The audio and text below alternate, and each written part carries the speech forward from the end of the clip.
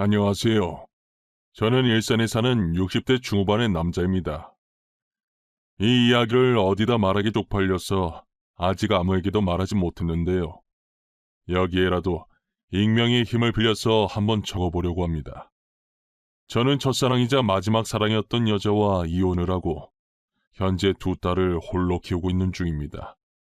딸들을 볼 때면 그날의 기억이 다시금 떠올라 가끔 화가 날 때도 있지만 그렇다고 이 아이들이 무슨 죄가 있나 싶어서 미안하기도 합니다.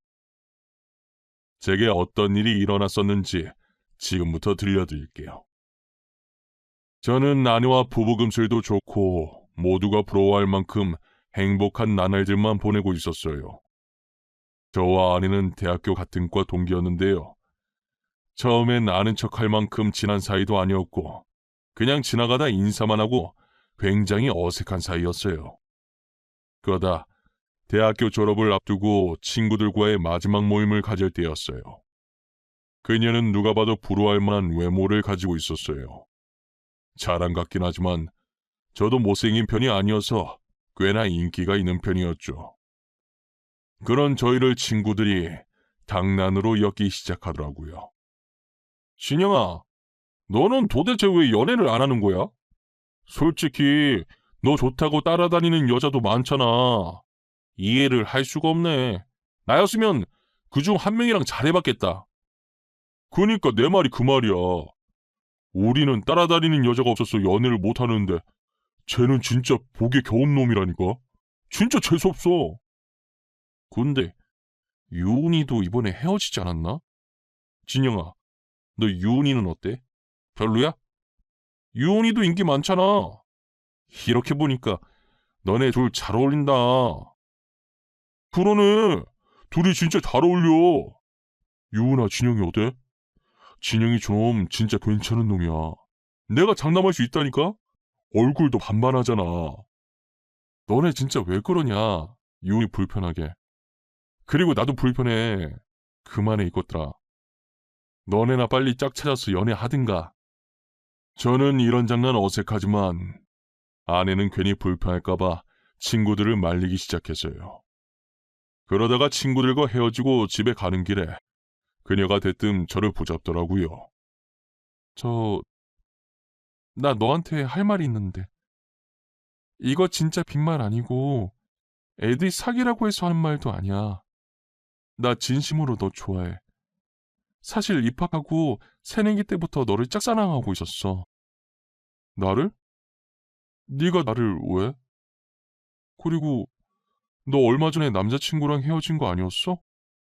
그런데 갑자기 나를 짝사랑하고 있었다고? 무슨 말이야. 장난치지 마.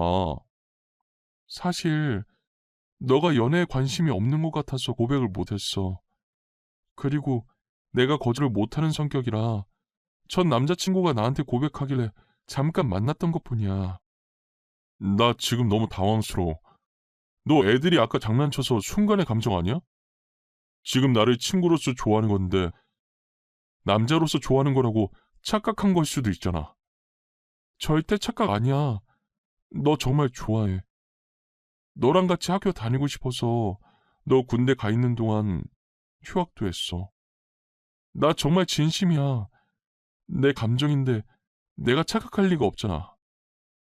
사실 저는 어릴 때부터 부모님의 요원과 아버지의 재혼으로 연애에는 관심이 없어서 그녀에게도 아무런 마음이 없었어요. 그래서 저는 그녀의 고백을 거절하기 바빴습니다. 하지만 그녀는 제게 진심이었는지 첫 고백을 하던 날 이후로 더 적극적으로 구애를 하더라고요. 결국 저는 아내에게 두 손 두 발 다 들고 고백을 받아주었어요. 저는 첫 연애인지라 아내와 함께하는 모든 것이 처음이었어요.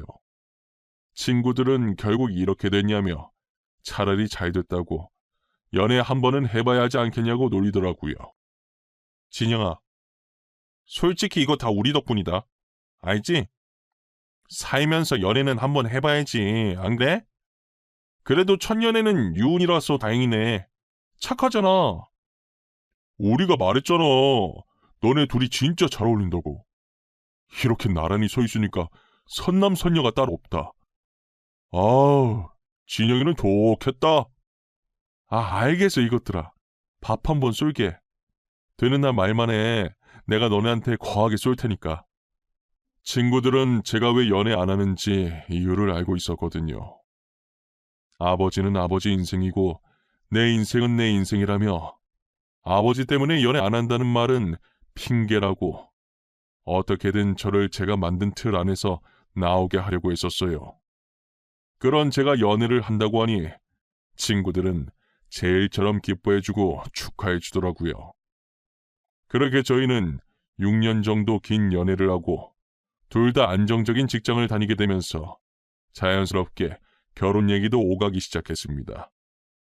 저희 집안은 부유한 집안이지만 아내 집안은 조금 기울어서 혹시나 반대를 하면 어쩔까 걱정이 많았어요. 게다가 저는 대기업을 다니고 아내는 나름 탄탄한 회사긴 하지만 중소기업에 다니고 있었죠. 아무래도 조금 벌어지는 격차에 저희는 양가 부모님을 만나기 전부터 많은 생각과 고민을 했었어요. 하지만 저희의 걱정은 기우였던 건지 의외로 별탈 없이 결혼 승낙을 받을 수 있었어요. 저희는 결혼을 하고 두 딸을 낳으면서 딸 키우는 재미에 웃음이 끊이진 않았습니다. 그리고 아내가 복직하고 제가 육아나 집안일을 도와주고 있어서 저희는 단 한 번도 싸운 적이 없었어요. 딸들이 말도 잘 듣고 어찌나 애교가 많던지 눈에 넣어도 안 아플 정도였어요. 저는 벌써부터 얘네가 커서 결혼한다고 하면 어쩌냐고 난리도 아니었죠. 그럴 때마다 아내는 옆에서 주책이라고 다 크려면 아직 한참 멀었다고 하면서 웃었어요.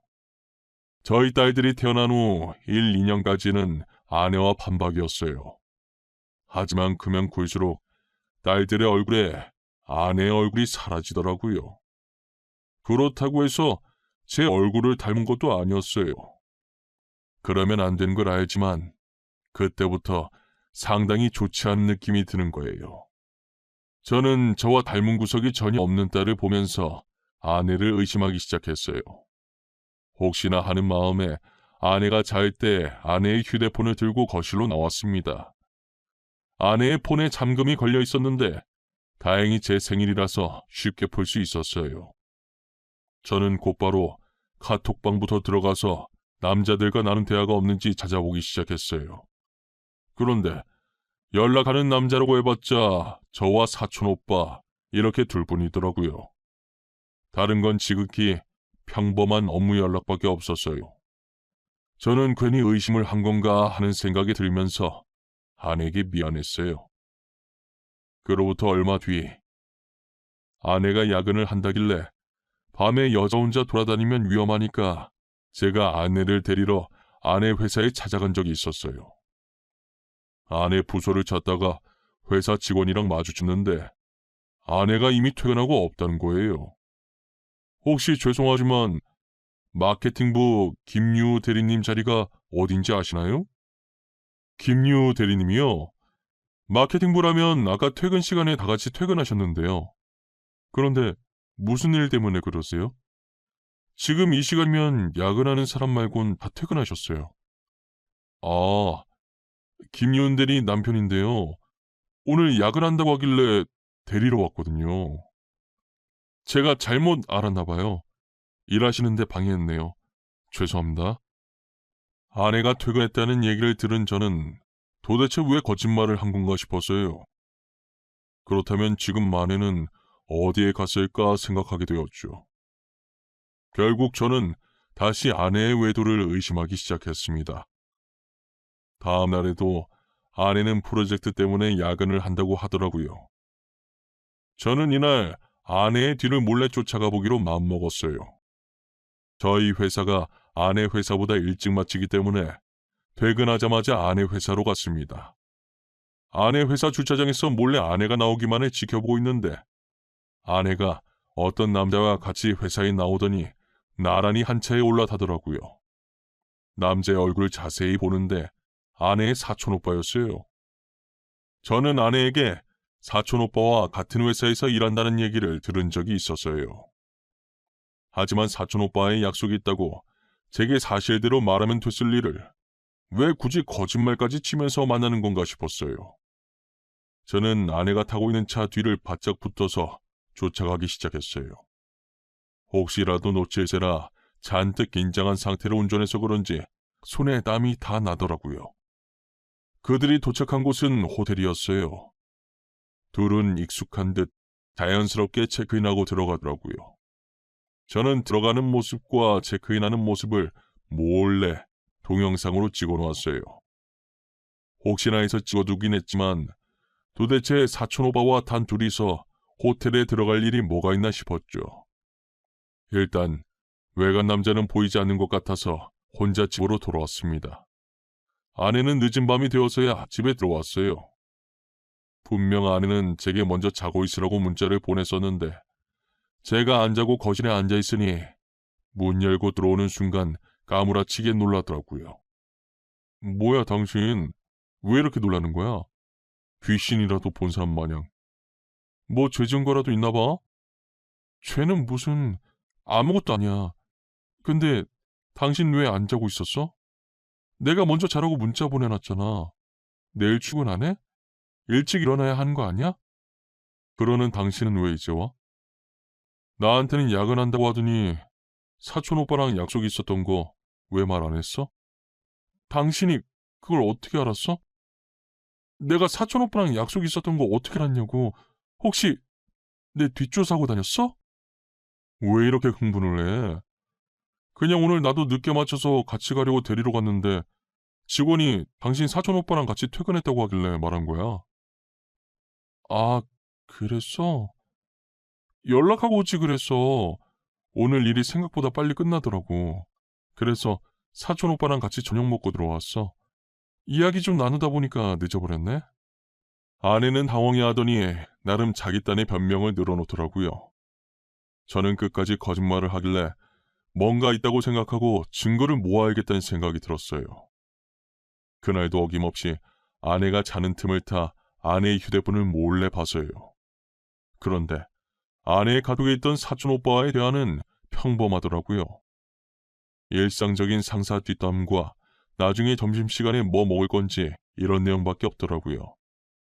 혹시나 해서 전화 기록을 봤는데 카톡보다는 주로 전화를 자주 하는 것 같았어요. 저는 카톡은 포기하고 둘이 직접적으로 만나는 증거들을 모아야겠다고 생각했어요. 아내가 야근이 있다고 하는 날이면 저는 퇴근을 하고 바로 아내의 회사로 달려갔어요. 아내는 퇴근 시간에 맞춰서 사촌 오빠와 함께 회사를 나오더라고요. 저는 또다시 야근한다고 거짓말한 아내에게 화가 났어요. 회사로 나온 이들은 그때 둘이서 갔던 그 호텔로 들어가더라고요. 이 모든 것은 제가 영상으로 다 담아나고요.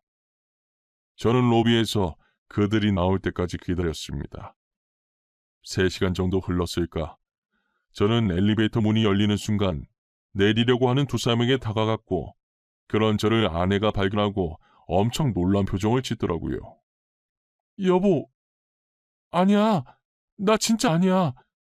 당신이 생각하는 그거 정말 아니다. 오해하면 안 돼. 나 아직 아무 말도 안 했는데 뭐가 아냐? 무슨 오해? 내 눈앞에 벌어진 상황 말한 거야? 사촌 오빠랑 둘이 있는데 무슨 오해를 하겠어? 가족끼리. 맞아.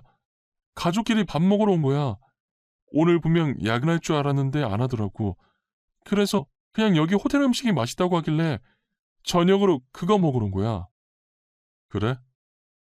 그럼 그렇다고 나한테 처음부터 말하면 됐잖아. 야근할 줄 알았는데 안 하더라. 그래서 사촌 오빠랑 밥 먹고 가겠다. 이 말이 그렇게 어려운 거야? 제 말에 아내는 되도 않는 변명만 늘어놓기 시작하는데 사촌 오빠는 옆에서 바지 주머니에 손 꽂고 저를 쳐다만 보고 있더라고요. 그렇게 한참을 보다가 입을 여는데 제게 하는 말이 가관이었어요. 저기요. 이왕 이렇게 된 거 그냥 유은이랑 이혼해 주세요. 저 더 이상 숨어 다니고 싶지 않네요. 당당하게 유은이 만나고 싶어요. 그게 무슨 소리예요? 당당하게 유은이 만나고 싶다니요? 지금 뭐 둘이서 연애라도 하겠다는 거예요? 이미 눈치챈 거 아니었어요? 그래서 이렇게 뒤쫓아온 거 아니냐고요. 네, 맞아요. 당신 예상대로 저 유은이 사촌 오빠 아닙니다. 그니까 이제 유은이 놓아주시라고요. 오빠, 지금 뭐라고 하는 거야? 아니야, 여보, 절대 아니야. 사촌 오빠 맞아. 나 믿어줘, 어? 다음부터 솔직하게 말할게. 제발 한 번만 봐줘. 잠시만, 사촌 오빠가 아니라고? 그게 무슨 말이에요? 그럼 둘이서 바람을 폈다 이 말이에요? 당신이 설명해봐. 지금 내가 한 말이 맞는 거냐고! 알고 보니 그 남자는 사촌 오빠가 아니라 상간남이었더라고요. 저는 계속해서 약을 한다고 거짓말 치길래 따지고 있었는데 상간남은 제가 모든 것을 다 알고 뒤쫓아왔다고 생각을 했던 거죠. 그래서 사실은 사촌 오빠가 아니라 상간남이라고 밝힌 것이고요. 사실 둘 사이를 의심을 하긴 했지만 직접 들으니 너무 충격적이더라고요. 저는 그 자리에서 아내에게 이혼하겠다고 선포했습니다. 아내는 절대 이혼할 수 없다며 한 번만 봐달라고 하더라고요. 제가 절대 봐줄 생각이 없다고 했더니 그럼 아이들은 자기가 데리고 가겠다고 했어요. 딸들은 제 친딸이 아니라고, 사실 상간남의 딸이라고 하면서요. 아내는 제가 부유한 집안의 자식이라는 걸 알고 일부러 접근한 것이었어요. 그래서 제 호적에 있는 딸들을 데리고 가서 양육비라도 받을 작정이었던 거죠. 하지만 저는 제 친딸이 아니라고 해도 제가 사랑으로 키운 자식들이니 친딸이나 마찬가지라고 절대 줄 수 없다고 했습니다. 저는 그동안 모아둔 증거들과 호텔에서 삼자대면 하고 있을 때 몰래 녹음했던 것들로 이혼 소송과 상간남 소송을 손쉽게 해결할 수 있었습니다. 당연히 딸들의 양육권도 제가 가지고 올 수 있게 된 거죠. 알고 보니 그 남자는 아내가 부유한 집안인 줄 알고 있더라고요. 그래서 저한테 그렇게 당당하게 나왔던 것이고요. 아내가 입은 옷과 가방이 모두 명품이었는데 그게 제 돈이었던 건 몰랐나 봐요. 명품으로 휘감은 겉모습만 보고 부자인 줄 알고 아내에게 접근했던 거예요. 쥐뿔도 없는 아내와 상간남은 제게 위자료로 전 재산을 주고 나락으로 떨어지게 되었습니다. 제가 익명으로 그들이 다니고 있는 회사 커뮤니티에 글을 올리고 회사 팩스로 증거 사진들을 보내니 소문이 퍼져서 다니던 직장에서도 잘리게 되었어요. 이력서를 아무리 넣어도 인사고과가 좋지 않아서 뽑아준 회사가 없었다고 하더라고요. 이건 본인들 무덤을 본인들이 직접 판 것이라고 생각합니다. 저는 그럼 그들에게 아이들 양육비는 받을 생각은 하지도 않았어요. 오히려 온전히 제 힘으로 아이들을 키울 수 있어서 좋았어요. 그래야 제 자식이라고 떳떳하게 말할 수 있을 것 같았거든요. 딸들은 홀아버지 밑에서 반항도 한 번 안 하고 사춘기 없이 잘 자라줬어요. 큰딸은 의사가 되었고 막내딸은 공부를 더 하고 싶다고 해서 현재 유학을 갔어요. 최근 전 아내가 딸들이 너무 보고 싶다고 제게 연락을 했더라고요. 그래도 친엄마라고 딸들에 대한 모성애는 있었나 봅니다. 저는 연을 끊게 할 자격까지는 없으니 만나기는 해줘야겠다고 생각했어요. 둘째는 해외에 있어서 못 보고 큰딸은 엄마를 한번 만나보고 싶다고 하더라고요. 그래서 큰딸이라도 전 아내와 만나게 해줬습니다. 그런데 전 아내를 만나고 집에 돌아온 딸은 씩씩거리면서 화를 내기 시작하더라고요. 아빠, 나 다시는 엄마라는 사람 안 만날 거야. 그러니까 엄마 연락 오면 나한테 말하지 마. 나 찾으면 없다고 해. 나도 시은이랑 같이 유학 갔다고 해. 알겠지? 우리 딸이 왜 이렇게 화가 났을까? 엄마 만나서 무슨 일 있었어? 아빠한테 말을 해야 알지. 왜 그러는데? 앞으로 엄마라고도 하지 마. 나 엄마 없어. 나 참 어이가 없어서 말도 안 나와. 아니 글쎄, 그 여자가 내 친아빠라는 사람을 같이 데리고 왔더라고. 니네 친아빠도 너네가 어떻게 컸는지 보고 싶었나 보네. 나도 같이 왔을 거라고는 생각을 못했는데. 친아빠? 나 아빠는 지금 내 앞에 있는 아빠 한 명밖에 없어. 누가 내 친아빠야? 나보고 그 남자 아프다고 내가 의사니까 딸이 친아빠 치료해주고 치료비 내줘야 하는 거 아니니? 그 사람들 진짜 미친 거 아니니? 얼굴에 철판을 몇 개를 깔아야 그런 말을 한다니. 진짜 염치도 없는 사람들이네. 다시는 만나지 마. 나도 핏줄이라서 만나게 해줬더니 이게 뭐하는 짓이야? 전 아내와 상간남은 자기들 친딸이 의사라는 거 알고 일부러 만나려고 했더라고요. 딸한테 해준 것도 없으면서 다 커서 의사가 되니 자기들 치료해주고 치료비까지 내라고 하다니 사람의 탈을 쓰고 어떻게 그럴 수 있나 싶었어요. 저는 전 아내에게 사람이 이렇게까지 뻔뻔할 수 있냐면서 다시는 연락하지 말고 애들 앞에 나타날 생각도 하지 말라고 문자 남기고 차단했습니다. 전 아내와 상간남의 뻔뻔한 태도에 온몸에 소름이 돋을 지경이었어요. 아이에 대한 정도 없으면서 본인 이득만 취하려고 한다니요. 낳아줬다고 해서 다 부모는 아니잖아요. 그동안 딸들이 당당하게 멋진 아버지가 자신들을 홀로 이렇게 잘 키워주셨다고 말하고 다녔었지만 저는 그런 딸들을 보며 늘 미안했었어요. 하지만 더 이상 엄마 없이 키웠다고 자식들에게 미안해하지 않으려고요. 오히려 미안해하며 살아야 할 사람들은 전 아내와 상간남이라고 생각합니다. 여러분들은 옆에 있는 사람들과 꼭 행복하시길 바랄게요. 저는 비록 결혼에 실패했지만 다른 분들께서는 사랑하는 사람과 평생 함께 하셨으면 좋겠어요. 늘 건강하시고 이 시국도 조심하셨으면 좋겠습니다. 이때까지 저의 이야기를 들어주신 모든 분들께 감사합니다. 행복하세요.